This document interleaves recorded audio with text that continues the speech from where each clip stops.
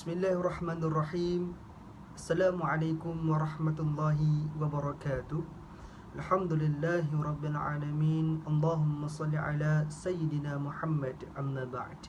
InsyaAllah pada hari ini, di kesempatan ini, saya akan berkongsi sedikit apa yang saya faham, apa yang saya tahu tentang satu tajuk berkenaan dengan hak anak-anak setelah penceraian ibu bapa menurut syarak. Seterusnya kita akan tengok kepada hadanah. Apa itu hadanah? Hadanah ini satu istilah yang membawa maksud kepada hak jagaan anak yang masih kecil selepas si ibu dan si ayah ini bercerai. Dan apa tujuan hadanah ini wujud? Tujuannya adalah untuk menjaga kebajikan anak yang masih kecil ini selepas si ibu dan si ayah ini bercerai. Dari segi makan minumnya, dari segi pelajarannya, dari segi kehidupan sehariannya dan sebagainya. Seterusnya kita akan tengok hadanah ini, hak penjagaan anak yang masih kecil selepas si ibu dan si ayah bercerai. Adakah si anak ini boleh kepada si ibu, hak dia, ataupun boleh kepada si ayah? Baik, kita tengok kepada hadis daripada Abdullah bin Amr, meriwayatkan ketika mana datang seorang wanita bertemu dengan Rasulullah SAW, lalu berkata kepada Rasulullah, "Ya Rasulullah, inna bani hadha kana batni lahu wi'a'an, wa thadayi lahu siqa'an, wa hijri lahu hiwa'an, wa inna abahu talaqani, wa arada an yantazi'ahu minni." Faqala laha Rasulullah SAW, "Anti ahaqqu bihi ma lam tankihi." Kata perempuan ini kepada Rasulullah, "Wahai Rasulullah, sesungguhnya anakku ini, perutku adalah tempatnya, putih susuku adalah tempat minumnya, dan pangkuanku ini adalah tempat rumahnya. Sedangkan si ayahnya ataupun suamiku telah menceraikanku dan ingin merampasnya, iaitu budak ini, daripada aku." Lalu Rasulullah SAW berkata kepada perempuan itu, "Engkau," yakni perempuan itu, "lebih berhak terhadapnya hak ini, hak anak kecil ini, selama engkau belum bernikah." Hadis riwayat Abu Daud. Jadi kita dapat simpulkan di sini, Rasulullah telah bagi solusi kepada kita untuk berhadapan dengan masalah hak anak-anak setelah si ibu dan si ayah ini bercerai. Berdasarkan lafaz Rasulullah SAW dalam hadis tadi, "Anti ahaqqu bihi ma lam tankihi", kita dapat tahu bahawa hak penjagaan hadanah ini adalah jatuh pada sebelah ibu, dengan maksud sebaik sahaja si ibu dan si ayah ni bercerai dan mereka mempunyai anak yang masih kecil, automatik hak penjagaan anak tersebut jatuh kepada sebelah ibu. Si ayah ini tak akan dapat, melainkan si ibu yang membenarkan untuk si ayah menjaga anak itu. Selepas kita dapat tahu hak penjagaan anak ini selepas si ibu dan si ayah bercerai adalah dapat kepada sebelah si ibu. Tadi kita tengok pada kelayakan yang diperlukan oleh si ibu untuk menjaga anak ini. Yang pertamanya mestilah Islam. Yang keduanya adalah sempurna akal, bermaksud tidak gila dan sebagainya. Yang ketiga adalah berumur yang melayakkan dia memberikan kanak-kanak itu jagaan dan kasih yang cukup. Dengan maksud ibu ini mestilah berfikiran matang dan sebagainya. Yang keempat adalah si ibu ni berkelakuan dan berakhlak baik. Yang terakhir adalah si ibu ini tinggal di tempat yang menjamin keselamatan si anak tersebut dari segi jasmani dan rohani. Andai kata si ibu ini hilang kelayakan, salah satu daripada 5 kelayakan yang diperlukan oleh si ibu untuk menjaga anak tersebut, contohnya selepas bercerai si ibu ni jadi gila, ataupun tidak matang, ataupun berpelakuan tidak elok dan sebagainya, maka kelayakan untuk menjaga si anak itu jatuh kepada nasab keturunan di sebelah ibu. Sebagai contoh, nenek sebelah ibu, bapa sebelah ibu, nenek sebelah bapa si ibu tersebut, ataupun kakak ataupun adik perempuan si ibu si bapa ibu tersebut, dan beberapa lagi lah. Dan kita dapat tengok di sini semua kelayakan tersebut adalah perempuan, kecuali 2 sahaja lelaki, iaitu bapa kepada si ibu tersebut ataupun dan waris lelaki yang terakhir itu, waris lelaki yang boleh menjadi warisnya sebagai asabah ataupun disedari. Ini maksud kelayakan akan menjadi, tetap akan menjadi sebelah perempuan kecuali dua tempat sahaja, iaitu bapa si ibu ataupun waris lelaki yang yang kena dengan syarat-syarat yang diperlukan. Dan kelayakan si anak ini selepas si ibu ini hilang kelayakan adalah dengan syarat jagaan orang-orang demikian tidak menjejaskan kebajikan kanak-kanak tersebut, tidak berlaku zalim terhadap anak tersebut dan sebagainya. Baik, tadi kita sudah lihat kelayakan yang diperlukan oleh si ibu untuk menjaga si anak ini. Seterusnya saya akan terangkan si ibu ini sampai bila berhak menjaga si anak ini. Ibu ini berhak menjaga si anak ini selama mana yang pertamanya tidak berkahwin dengan suami baru.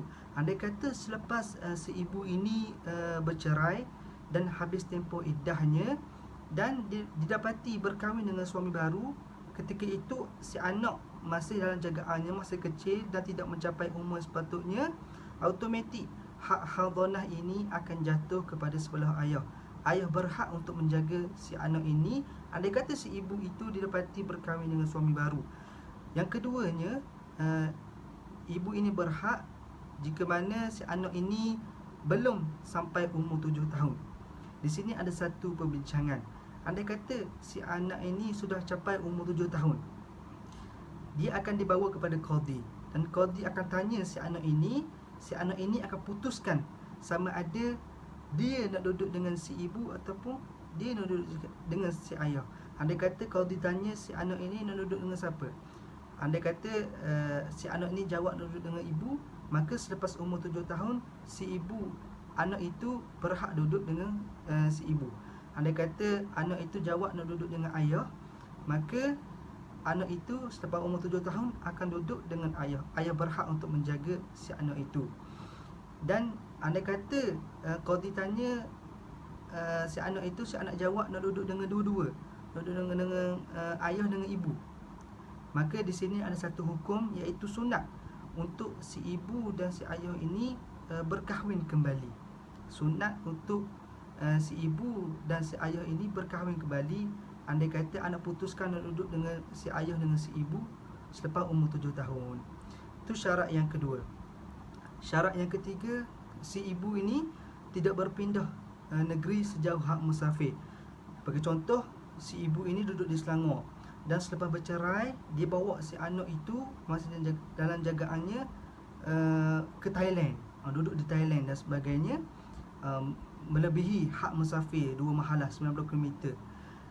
Jadinya jika didapati, automatik hak hadhanah ini akan jatuh kepada sebelah ayah.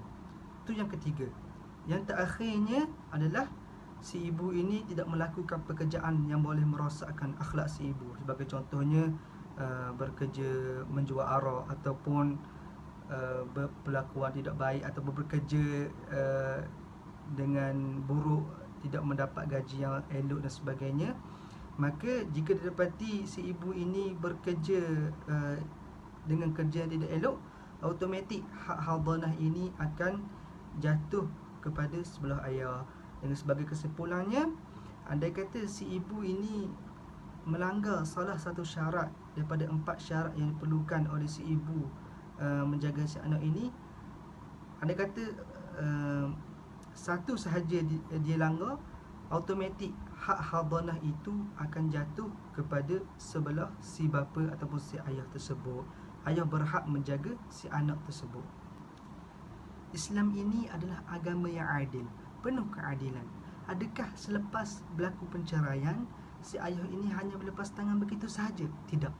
Ada 3 tempat ataupun 3 peranan utama yang perlu dimainkan oleh si ayah ini kepada terhadap anak ini. Yang pertamanya, belanja si anak. Si ayah ini perlu tanggung segala perbelanjaan si anak ini sehingga si anak ini boleh berdikari. Ghalib umur boleh berdikari ini adalah 18 tahun.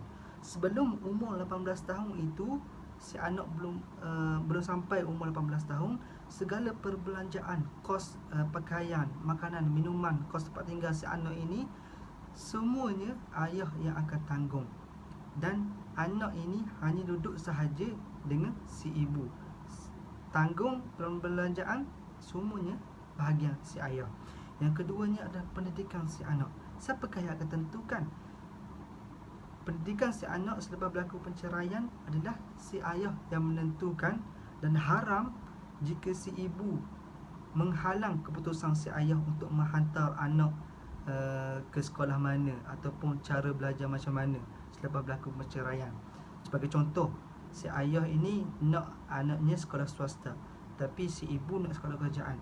Si ibu ini bantah, suruh hantar juga sekolah kerajaan, padahal si ayah ini nak sekolah swasta. Jadi haram hukum si ibu itu menghalang keputusan si ayah itu untuk menghantar anaknya selepas bercerai ke sekolah swasta. Dan ada yang ketiganya, andai kata anak itu adalah anak OKU, selepas bercerai mereka ada anak OKU. Jadi anak OKU ini special sikit. Kerana apa? Wajib ayah itu untuk menafkahkan si anak OKU itu sehingga mati, dengan maksud sama ada si anak OKU mati ataupun si ayah sendiri itu mati.